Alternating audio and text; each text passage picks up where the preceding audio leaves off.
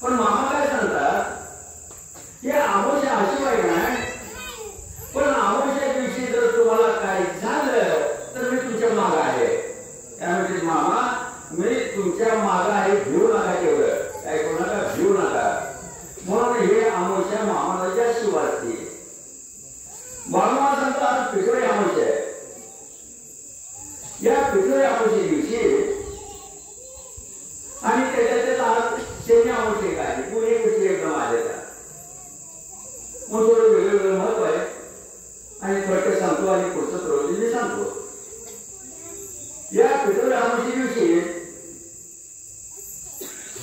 जे त्यांना संतती नाही, घरामध्ये सारखे लोक आजारी पडतात, आरोग्य चांगलं राहत नाही, त्यांनी ही पिठोऱ्या अमावस्या आज करायची असते.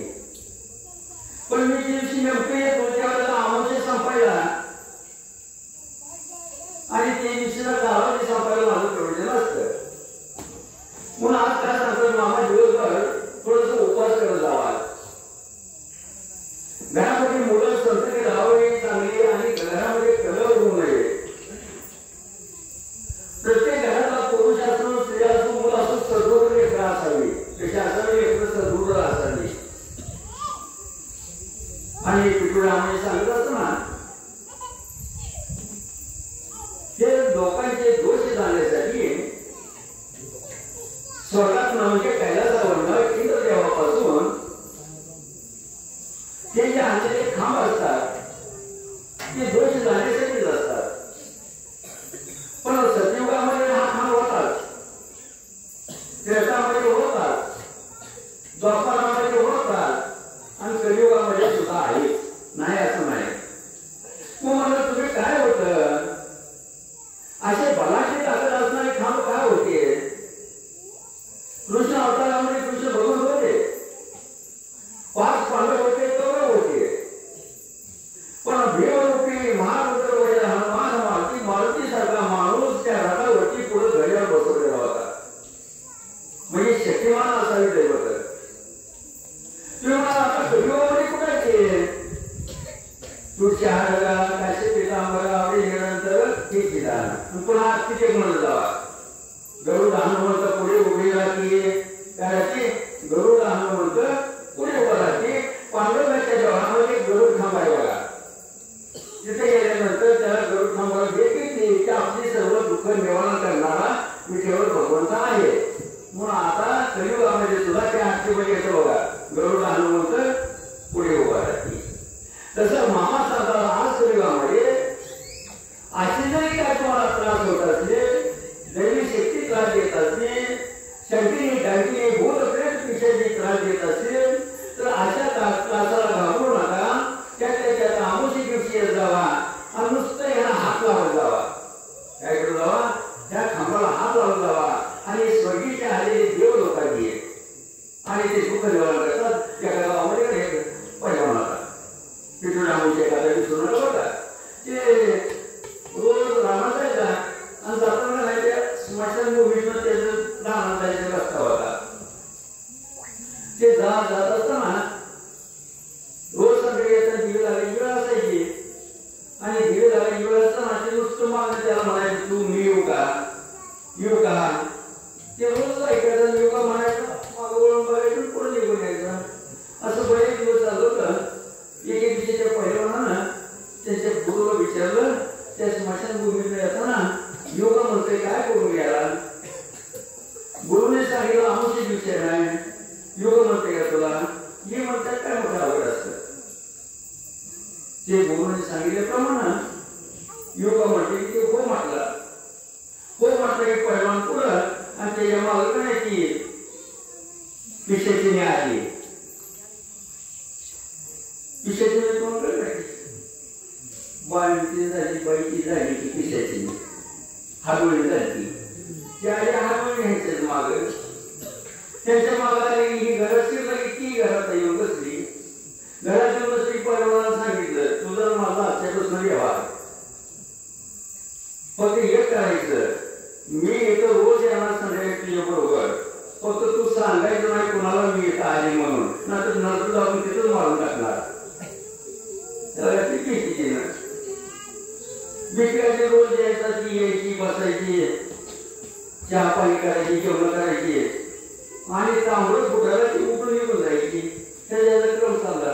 पण या भीतीनं असं करून करून का ही पैलवान 2-2 लिटर दूध त्याला दिवसांदिवस खंडायला लागला.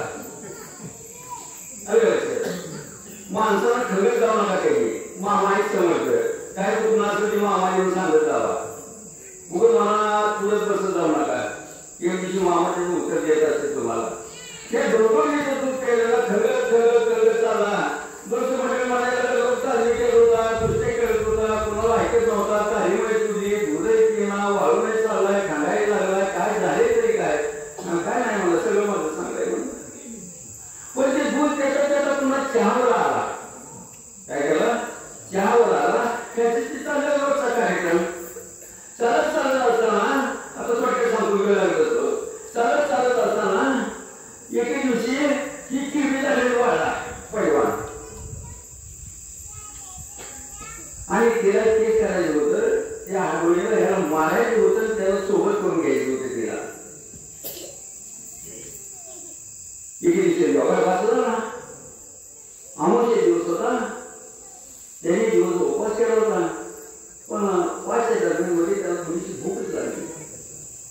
भूक लागली म्हणून दुकानामध्ये गेला आणि चहासाठी घेऊन आला. साध्या प्रमाणाला टीव्ही लागायची वेळ झाली. ती सुरकाल होतं, ती पाळ्या घातल्या, सुरकाला पेटवलं ती सूर, त्याच्यावरती आदन ठेवलं आणि आदन ठेवल्याबरोबर नाही ती टीव्ही लागायच्या वेळेला या बाईसाहेब आल्या खाबळी आणि इकडे चौकीला हातून अशी वाढायची दोन्ही दोन. ती आत शिरत ना घरामध्ये, काय करू घरामध्ये आत शिरत ना, ती शिरत ना त्याला ती बाहेरून त्याला म्हणायची आज काय कार्यक्रम झाला, ती काय नाही म्हणलं, ती चहा ठेवला, चहा करा, दुसरं काय कार्यक्रम आहे म्हणलं, काय नव्हतं त्याच्यावर राहिलेच नव्हतं काय ती यात्रा जवळ. पण हिनं आपल्याला पण आहे तुझ्याजवळ काहीतरी, तेवढ्याच म्हणजे तुझ्या खिशामध्ये काय आहे, ती मला काहीच नाही खिशात. त्यावेळेला त्या आपलं म्हणजे तुझ्या खिशातलं बाहेर टाक फेकून देतो मी आत येते. आज तिथे म्हणजे याला औषध सापडलं, तिथं काय सापडलं, याला औषध सापडलं. तसं मामा सांगतात घाटीले दुकानं, घाटीले दुकानं, आम्ही फार मोठं दुकान घातलंय. काय केलं आम्ही दुकान फार मोठं घातलंय, पण या दुकानाने यायचं पुढे जावा, काय करा या दुकानाकडे जावा. मग तुम्ही म्हणतो तुम्ही आज कसं आला, तुम्हाला तुम्ही आज कसं आला, तरी आम्ही पाया पडत असतो वाटली चाललं काय असते चालू आम्ही म्हणतो जावा. मग पाया पडले पायाच्या पाया पडले एकच काय करत असते पायामध्ये जय सद्गुरू, आम्ही म्हणतो जय सद्गुरू, काय ज्याच्या स्थळी म्हणून माझेच आहे, त्याच्या स्थळी निजे लोक तुझे आहे म्हणे. मग ती म्हणजे किशन बाहेर टाकून दे, तेव्हा आईवर टाकून दाबून धरलं असं, ज्याला दाबून धरलं त्यावेळेला ती चिडचिडची वर्तणी निघून गेली, तिथनं निघून गेली. त्यांना पुन्हा किशन काढण्याची गबाळ त्या दुसरं छान साखर होतं. पण एखाद्या आणाने माणसाकडनं देता वाचता येणार त्यानं काय झालं होतं, बारू मामाच्या शेतीतलं 5 लिटर रद्दीला गेलं होतं. काय केलं होतं, बारू मामाच्या शेतीतलं 5 रद्दीला गेलं होतं आणि त्या रद्दीत 4 साखर आली तिथे किशात. लक्षात येते का काय सांगू आता संतांचं कौतुक, त्या संतांच्या त्या शब्दामध्ये हात घेऊन आपल्याला असतो की त्याला तेवढं सापडलं, त्यानं ती चहा करून केला आणि ती तुकडं बोल होतं घ्यावं ठेवलं आणि रोज त्याच्या मागं टाकून पाया पडायचा. पहिल्यासारखा पुन्हा पैलवान झाला, काय झाला पुन्हा पहिल्यासारखा पैलवान झाला. म्हणून ते संत सांगतात आम्ही घाटीले दुकानं या बद्दल तुम्ही आमच्या दुकानाला आले, आम्ही तुमचं कल्याण करणार आहे. पण आज शनिवार आहे, जे तुम्हाला मी कथा सांगितली आमोशेची. आता पुढची आमोशा लक्षात ठेवा, सर्व तिकडे आमोशी येते पुढची आहे. प्रत्येकाने पुढच्या आमोशापर्यंत राहिलं आई वडिलांना जेवायला घालवायला विसरू नका. पुढच्या आता 12 महिना रात्र पौर्णिमेला येतच, कारण का ते वर्षात आपण त्यांना 2दा जेवायला बोलवतो. अक्षय तृतीयेला आंबा खायला येतात म्हणून दादाची एकच मी सांगत असतो, नेहमी आमच्या झाडावर जावा आणि महाराज निश्चित तांबूळ फुटायला आपल्या दारामध्ये कावळे वळतात, त्यांना ती खीर खायची असते. पुढच्या 15 दिवसात त्यांना फक्त उपाशी जाऊ देऊ नका. ती उपाशी जर गेले तर तळतळ शाप देऊन जाते, तुमचं चांगलं व्हायचं नाही, वर्षभर घरात पुरवणी येत नाही माणसाच्या. आलं लक्षात. म्हणून ती पुढची जी आहेत आमुष्याकडे ती माझं काय प्रवचन होईल अशाचा अर्थ नाही, तरी पुढच्या आमुष्याची तुम्हाला कल्पना मी घेऊन ठेवतो. आलं लक्षात. आज शेणामुष्याचं कुंभ, मीन आणि मेष या 3 राशीच्या लोकांना 7.5 चालू आहे. 7.5 चालू असल्यामुळं काय तुमच्या जीवनामध्ये समस्या असतात, संधी असतात, विवाह असतात, घर सौख्य नसतं, कुटुंब सौख्य नसतं. त्यासाठी मामा सांगतात तुम्ही एक उपाय केला जावा.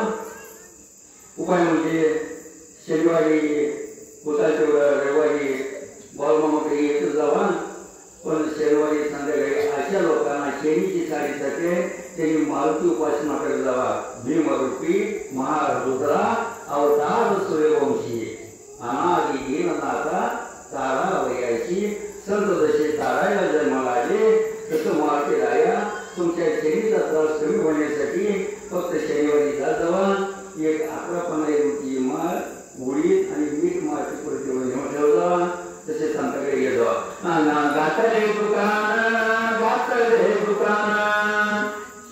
जितकी तयाची लागते दादाना.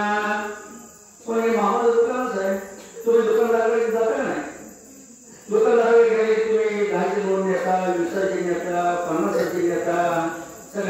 खाली मोठ्या 500 नोटा घेतात. नेल्यानंतर ते दुकानात तुम्हाला म्हणतात काय उद्यापासून 10ची 20ची 50ची नोट आणू नका. तुम्ही 500ची नोट असली तर आमच्या दुकानात या, नाहीतर येऊ नका असं म्हणतो दुकानदार तुम्हाला. कधीच म्हणणार नाही ते दुकानदार. तसं ते 10ची नेले ते माल देतात. 20, 50, 500 ज्याचे नामे पैसे बोलून ते माल तुम्हाला देत असतात. तसं संत सांगतात आम्ही जे दुकान घातले सगळीजण या इकडं. लहान या, थोड्या, दुखी या, तुमचे काय काय संकट आहे ते घेत जावा आणि ते संकट मला नीट समजावून सांगत जावा. ते संकट सांगितले की मी त्याच्यावरती तुम्हाला एक उपाय करून देत जाईल. आणि ते उपाय म्हणजे त्याच्यावरती काही उपाय असतात. ते उपाय केल्यानंतर ते विचारत जावा. आणि बाळू मामा म्हणजे मान हलवले किंवा काहीच आपल्या कामाला तर सुरुवात चांगली झाली म्हणून आलं लक्षात. पण उपाय बाळू मामाकडे बघत जावा. मामा आपल्याला होय म्हणते का नाही होते. नाही तुम्हाला इथे जाणं झालं आपल्या घरी सगळ्यांच्या घरी बाळू मामाची फूट आहे. मी जिथं जाईल तिथं बघतो बाळू मामा आहे, कुटू आहे, कोटे आहे, सगळं आहे सगळ्याच्या घरी. हात दोन ड्रायव्हर मामापाशी उभा बसत जावा. नाही ग्रांत झालं तर मामा विचारलं मामा आमचं काम होईल का. मामा म्हणजे थोडं बरं असं मान हल्ली मामाची तर वाटायचं आता आपलं काम होत आहे म्हणून. मामा बसले पुन्हा 2, 3, 4 वाया करायच्या सारखे यायचं मामाकडे. येत असताना पुन्हा आपल्यालाच कळतात आपल्या कामाला यश यायला प्राप्त व्हायला लागले म्हणून घाटाचे दुकान आले. असं जे दुकान आहे ते दुकान संतांनी काय केलेलं असतं आणि भगवंत प्राप्ती करून घेतलेली असते. त्याचा अनुभव घेतलेला असतो आणि अनुभव घेऊन मग पुन्हा प्रत्यक्ष ते भक्तावरती ते उपाय करत असतात आणि भक्ताचं कल्याण करण्यासाठी संतांनी अवतार घेतलेले असतात. आणि असे असणारे संत मागे त्याला ते दान देत असतात. उदार संत, किती उदार संत, आनंद भरले ते भांडार, गच्च भरून नाही बाबा संतागड. फक्त मागण्याचं काम तुम्ही करत जावा. पण भगवंतांनी संत हे केलं करत असताना फक्त मंडळीला चांगलं तेवढं दिलं आणि त्रास असतं तेवढं जवळ ठेवून घेतले. अलग लक्षात चांगलं तेवढं लोकांना दिलं आणि जितकं त्रास होते तेवढं जवळ ठेवून घेतलं पाहिजे. आता तुम्ही मला जवळ ठेवून काय घेतले त्याने असं.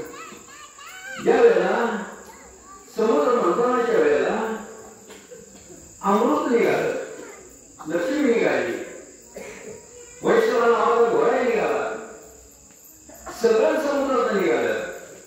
पण समुद्रात निघत असताना ते विष एक निघालं. ते विष निघत असताना त्या विषयाचा काही थेंब पृथ्वीवरती पडला आणि ते पृथ्वीवरती पडत असताना त्या 2 थेंबापासून 2 वस्तू तयार झाल्या.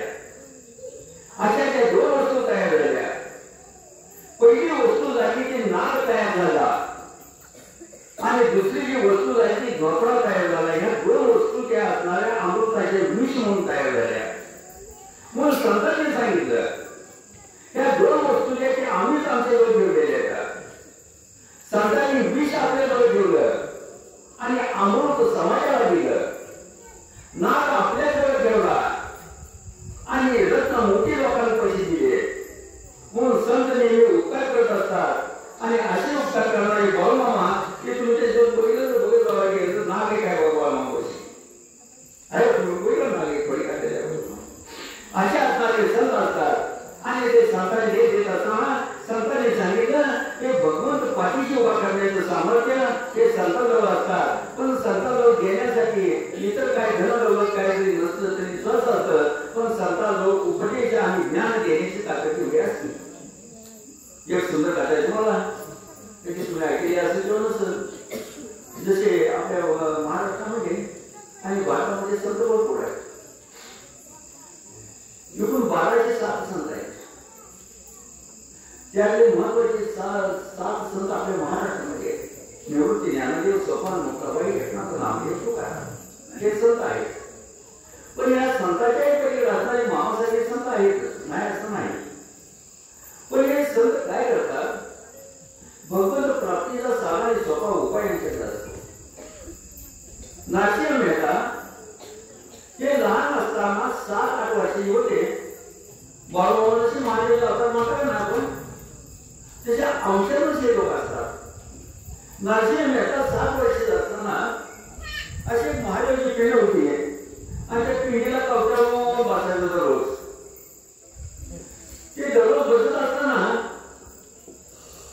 माझ्यावर एकीची दया आली आणि त्या नरसिंह मेहताला विचारलं, तू इतकं मला 7 वर्ष आलो कवकाळून बसतो, पण कवकाळून बसत असताना तुझं म्हणणं तरी काय आहे?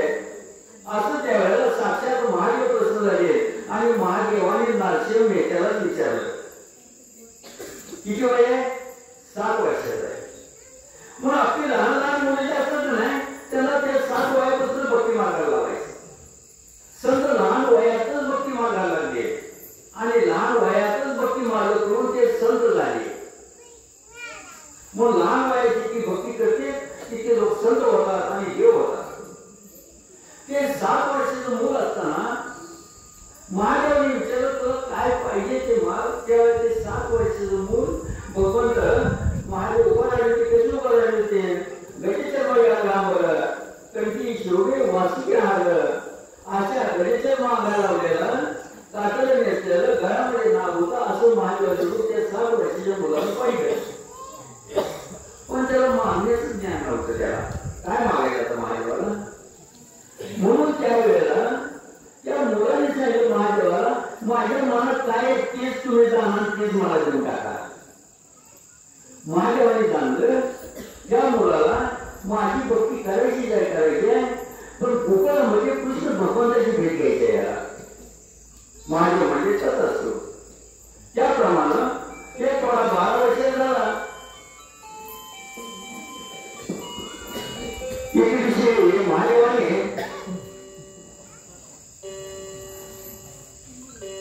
त्याला आता गोकुळात कृष्ण भगवंताची भेट घालून द्यायची. आता कृष्ण भगवंताची भेट कशी घालून द्यायची महादेवाला चिंता निर्माण झाली. महादेवांनी या नरसिंह मेहताला गोपीचं रूप धारण केलं आणि गोपीचं रूप धारण करून तिथं रासक्रीडा झाली होती. त्या स्त्रीच्या रूपात कृष्णापाशी तिथे नेऊन सोडलं. कृष्णाचं दर्शनही झालं. पण कृष्णाचं दर्शन झाल्यानंतर पुन्हा या नरसिंह मेहताला वाटलं, महादेवाला सांगितलं, महादेवा तुम्ही थांबा, मी कृष्णाने भेट घेतली, माझं परत रूप करा आणि मला तुमच्यावर घेऊन तिकडे चला. पुन्हा नरसिंह मेहता 12 वर्ष झालं घराला घेऊन गेले आणि घराला गेलं. नरसिंह मेहता राहण्याचं गाव आहे की गुजरात जवळ एक गाव आहे. तिथल्या कथा मी सांगतो तुम्हाला, संताची कथा सांगतो. ते नरसिंह मेहता तिथं मोठा झाला पुन्हा ते लहान वयाचे वाढले 7 वर्षात मी तुम्हाला सांगितलं. पण याचं लग्न झालं. पण लग्न झालं तर याला घेऊन बाजू ती काय त्रास देऊन तिचा त्रास घेऊन का नाही त्याच्या पत्नीचं उत्तर नाही नाव आणि याचं उत्तर नरसिंह मेहता नाव. हे दोघं सुखाचा संसार करत असताना त्या दोघांना एक मायरा नावाची मुलगी झाली. संतांचं चरित्र सांगतो तुम्हाला. हे मायरा नावाची मुलगी झाल्यानंतर मायरा मोठी झाली, लग्नाला योग्य झाली. पण गरिबी परिस्थिती असल्यामुळं श्रीमंताच्या घरी मायरा नावाची मुलगी गेली.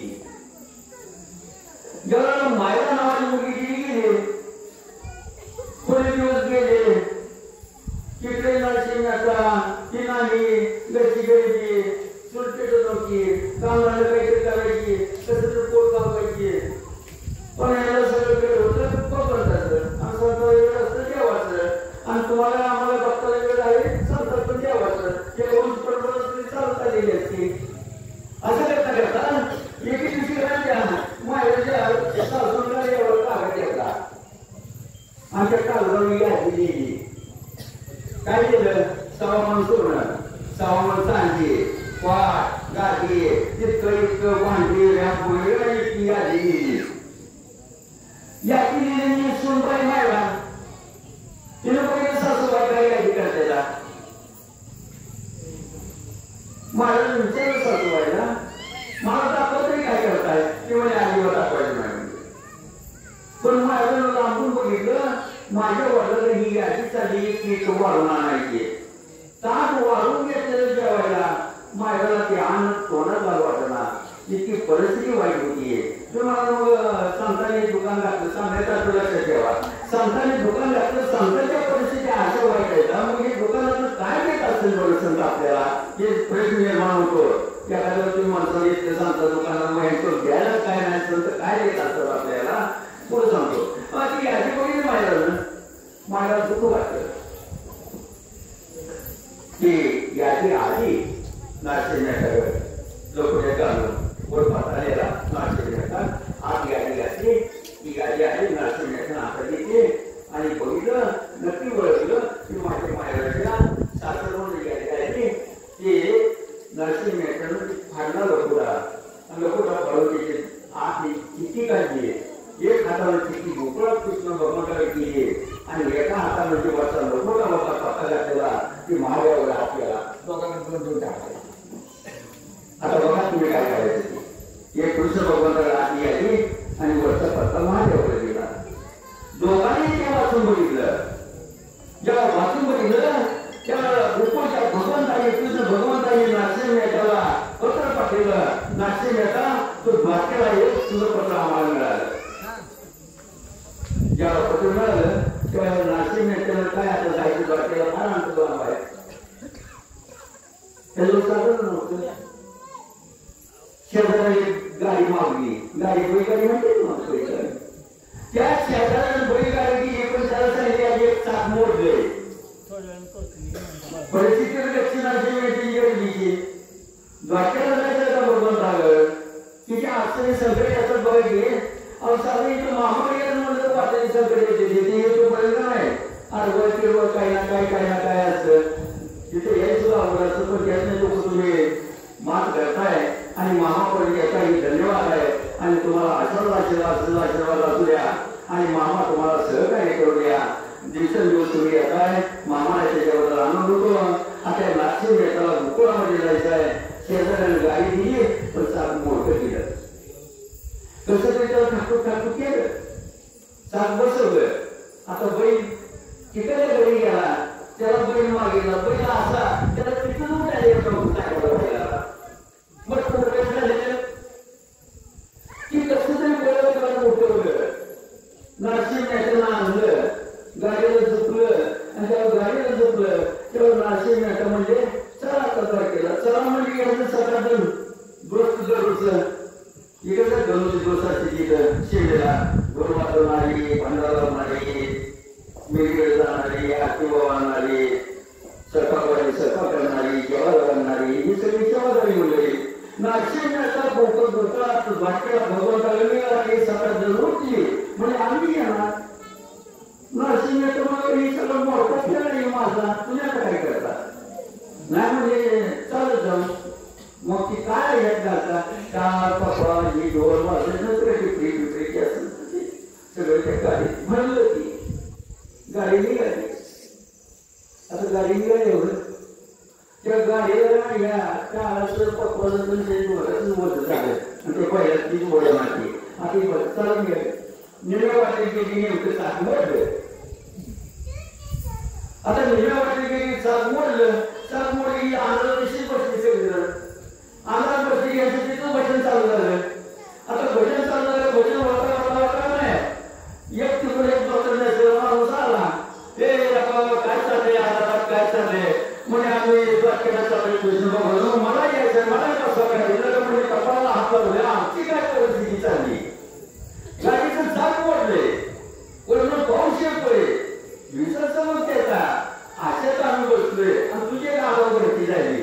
बरं म्हणजे असं नका ठीक आहे म्हणजे हा काय तुम्हाला असं नाही चाक मोडलेलं आहे. थांबा मला मी लगेच जातो म्हणला आणि मी करणार बरोबर आणतो.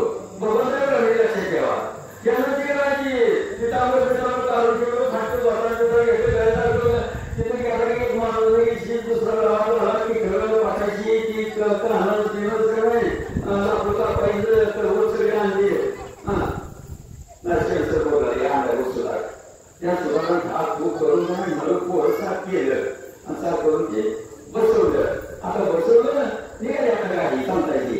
असं कधी तेवढी गाडीला भगवंतापर्यंत जाऊन पोचले आणि जेव्हा भगवंतापर्यंत जाऊन पोचले त्याला भगवंताच्या हातात गेलं पत्र वाचन बघितलं नव्हतं वाचन आणि ते वाचून दाखवलं. भगवंता तुझ्या मायरा नावाची एक आहे आणि त्या मायरा लेकीसाठी तिच्या सासूने इतकं इतकं यादी करून दिली आहे आणि यादी त्याला पोच करायची आहे. नरसिंह मेहताला सांगितलं माझी तर अशी परिस्थिती आहे आणि अशा परिस्थितीमध्ये राहत असताना मला कसं ते काही मिळणार आणि माझ्या पूर्वीचं कसं संसार चुकायला होणार म्हणून नरसिंह मेहताच्या डोळ्यातून गळगळा पाणी यायला लागलं की माझ्या लिखीला कोण देणार भगवंतांनी सांगितलं नाश्त्या तू चिंता करू नको घाटीले दुकान ते दुकान घातले त्या दुकानामध्ये माल पुरवणारे आम्ही आहेत तुझ्या दुकानात माल पुरवणारे आम्ही आहेत तुझं कसले दुकान असू दे पण तुझं दुकान होतो आदेशाने जाऊन देणार नाही पण भगवंतांनी नाश्या मिळायला सांगितलं नाश्ता डोळ्यातून पाणी आणायचं काय कारण नाही तुझ्या लिखी जागेवर मी आहे नाश्त्यावर तुमचा जन्म दिला तिला तिला कल्याण करायचं काम माझं आहे म्हणून त्या नाश्यामध्ये त्याला सांगितलं तुझी बेकारी ती तशीच आपली तुझी घटना कृष्ण भगवंताने रजोबा केला आणि रथामध्ये असणाऱ्या त्या माळाला सौरावरून सोनं चांदी आणि त्या असणारी जसे लाभ देवाची जातं सोन्याची करून दिली आणि त्याचप्रमाणे या माळ्यात असणारं सुवर्णाचं भगवंताने देऊन दिलं सुखामध्ये माळाला गेली सांगेल तात्पर्य संतांनी भगवंत प्राप्ती करून घेतलेली असते आणि त्या भगवंत प्राप्तीच्या जीवावरती आता त्या भक्ताचं कल्याण करणारे संतांचं काम असतात मग घातलेले दुकान असं आम्ही दुकान घातले तुम्हाला काय काय पाहिजे ती इथे जावा आणि ती बसून मामाला सांगत जावा मामा 1 2 3 4 5 वेळेला तुमचं ऐकतील पण 6व्या वेळेला तुमचं ते काम करून देतील पण सांगण्याचं तात्पर्य आहे 500 लोकांवर मामा तेवढी विसरू नका काय करू नका मामाला तेवढी विसरू नका तुम्ही कोणाचे ना कोणाचे एक दिवशी मामा होणारच आहे मामा जसं सगळ्यांचं काम करते तुमचं जरी काम नाही झालं तर तुम्ही मामा व्हा आणि कोणाचं तरी कोणाचं चांगलं करत राहा काय करा आणि ते करत असताना संतांची संगती मनोमार्गगती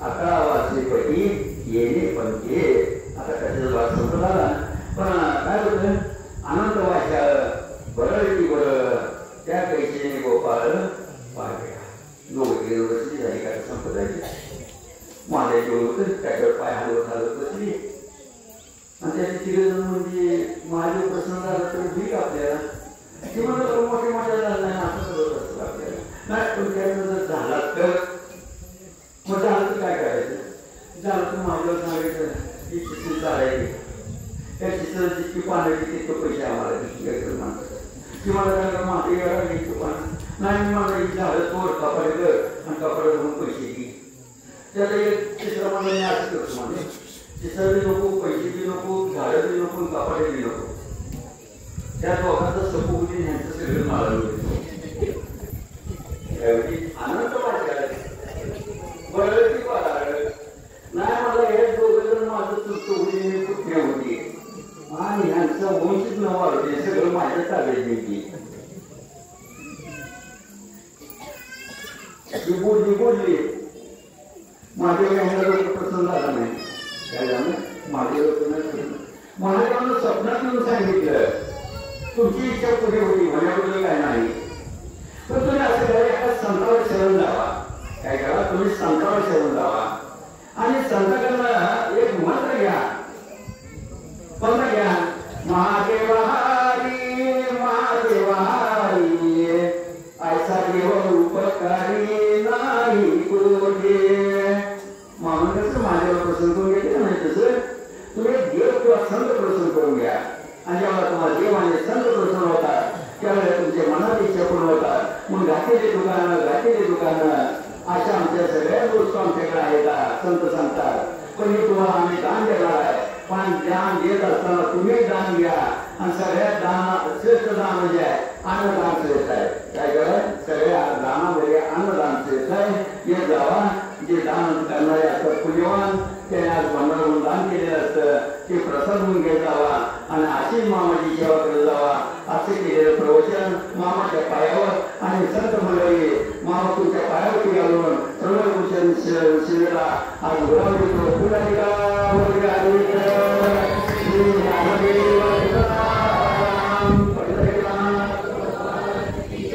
माऊली नागेश्वर महाराज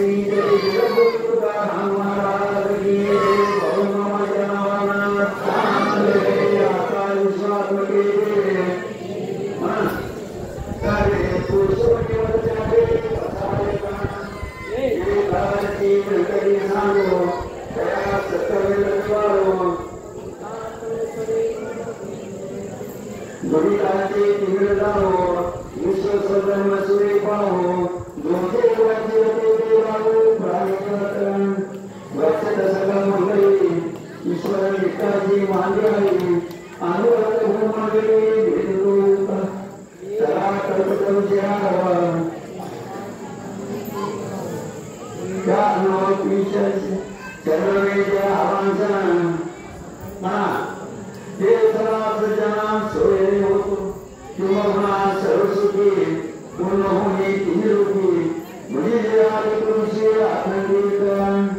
आणि ग्रंथ